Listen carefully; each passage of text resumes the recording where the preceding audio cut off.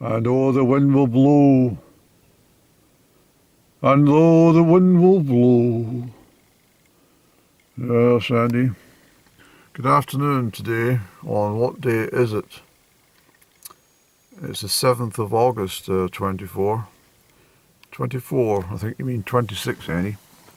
Yes, it's the 7th of August, 26, and I'm sitting here pointing my camera westwards, southwestwards, only, at the Crieff Cemetery. But I'm not going to do a lot of talking about Crieff Cemetery. It's just I find it difficult to find anywhere to stop off and do any particular chat. So here I am. What I have had is a very cordial meeting with the representatives from the Perth and Kinross Council's green space. This, of course, is in regards to the naming of Taylor Park, ushering the signs all around suggesting it's McCrosty Park, which I said in a previous upload it's not McCrosty Park.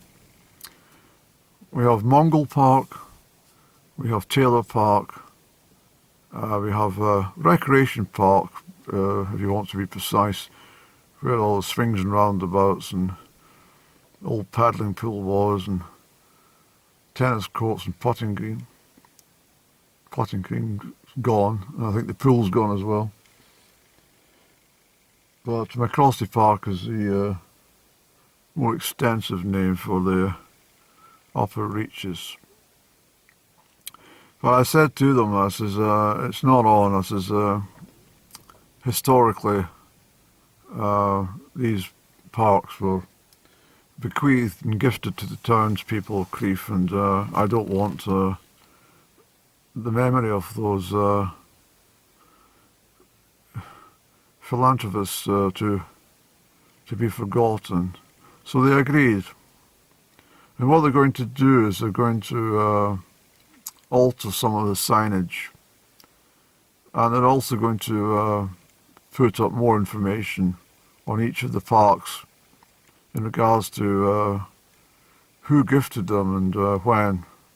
So I thought that was good. The chap says, I'll cut back I said, I've cut it back already. I showed him the signs, and the sign for Taylor Park I'm talking about, and I said the one at Mongol Park has been there for an absolute age, and you've also got a sign up there at Mongol Park suggesting that's McCrosty Park. So what he said was the reason they've done it is because it's much easier for tourists, travellers, visitors to the town to locate the McCrosty Park with signage. All the additional signage for different parks would create confusion. I said, well, maybe so, but when they arrive, we have to make sure that they are aware each of the parks are separate. So they completely agree with what I'm saying, so I'm feeling rather chuffed that they'll get round to it, but knowing the council, it might take a long time, but I'll keep on the case. So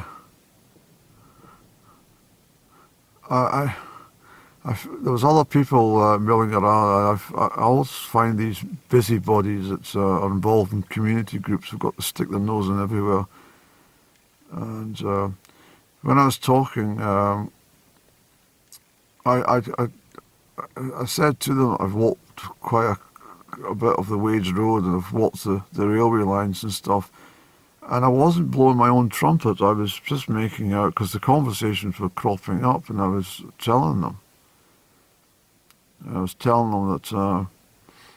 I worked as with the council for a short period doing folklore studies now, and my information is still logged at the archive unit at the library, Sandyman Library, and then transferred to the Bell Library. So I think he thought to himself that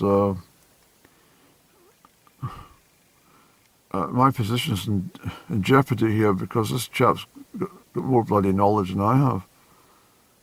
I said to him, you are excused for not knowing about a lot of stuff. I says that most of it is because I'm born and bred in the town. I've been observant all my life, and I have a great knack of listening to people and not forgetting what they're telling me. I didn't ask enough questions when I was young to the people who mattered, but I still can recall in an instant any conversations which were of use in regards to different place names and locations in the Strathearn area, especially my home turf. So I think I'm in a bit of a win situation in regards to this, because they have agreed on a second one, because the information was taken to Perth and Kinross Council Customer Services Department. All numbers are channeled through that department. And although I said before, the individuals are not to blame, but the organisation's not very good. They gather information from as best they can and then pass it to the relevant department, who take a long time to get back to you, even though they have a set timeline to do so. When I went to raise a complaint on the 28th of July, I thought from the 2nd of July to the 28th is not 15 working days. As I say, we're outside that now. Raise a complaint. I haven't had any acknowledgement of my inquiry. And then miraculously, about 2 hours later, I got a response saying that the person had been on annual leave. Fair enough. Fair enough. So it stemmed from that moment forward that they suggested that we have a meet. And we agreed on this morning, the 7th of August, and I've done that. But the second part of it was that I said to them the information that the notice boards at the Small Glen at the Newton Brig are incorrect. Oxygen stone can't be marked on the Ordnance Survey map several 100 metres, 1,000 metres east, and also on the north side of the Newton Brig. So the chap had been up there yesterday, he agreed as well. He says it is very, very confusing. So he's going to get in touch with his own colleagues in the cultural department and see what they're going to say to it. And hopefully that will be changed. I said to him, I says, it's confusing. I said, because historically, Ossian Stone was moved when the Wade's troops were building the road back in the 1730s and uncovered bones and stuff below the rock. I said, but where Ossian Stone is with the Ordnance Survey map is not on the route of Wade's Road, whereas the one north of Newton Brig is more likely to be, because it's, Newton Brig is a Wade's bridge. So you understand that there's a lot of confusion.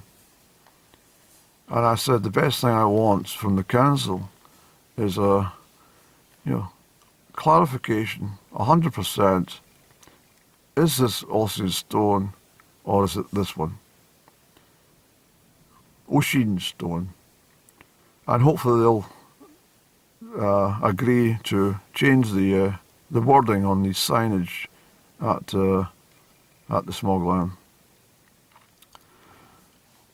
So I have been quite busy with this. I've also been busy about the progress down here at the cemetery. But that's for another day, I'm afraid. But I thought I keep you informed as to what's happened. But these community type people who they do a lot for the community. Yes, of course they do.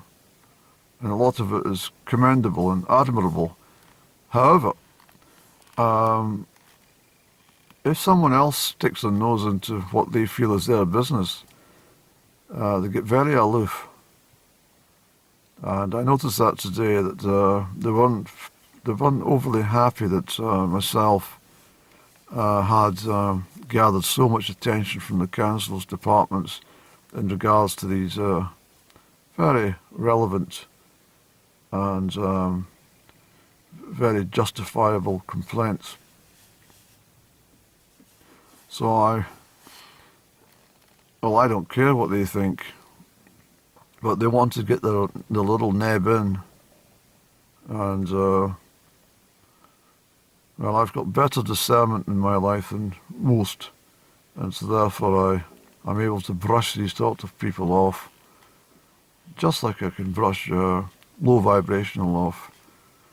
I mean,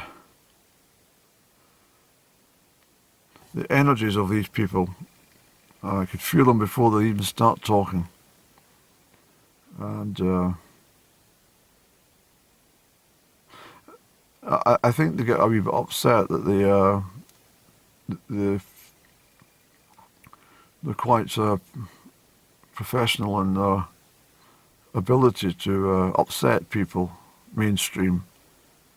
But I think they got a wee bit upset themselves today when they found that I wasn't at all bothered about any of the little niggles and nip-naps.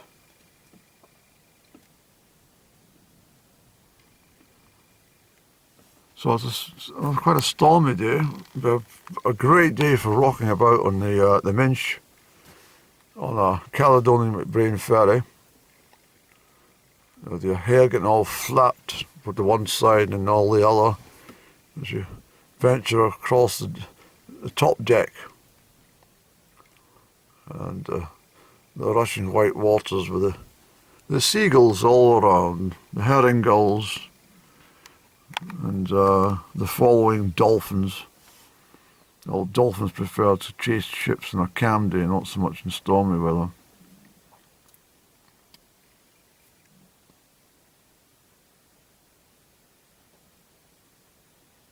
Yes, and then there was a chap that was information. He kept coming out with stories, and I had to keep correcting him. And it sounded that I was being a little bit big-headed, but I'm not. It's just that he was telling a story, and I said, well, actually, no, that's not who it is. It would be someone else, and they're not from Tyree, they're from Rassie. Oh. But if you don't correct people, then they're going to get the story wrong every time. Why should they be allowed to get away with giving people the wrong information? You probably don't know what the hell I'm talking about, but never mind.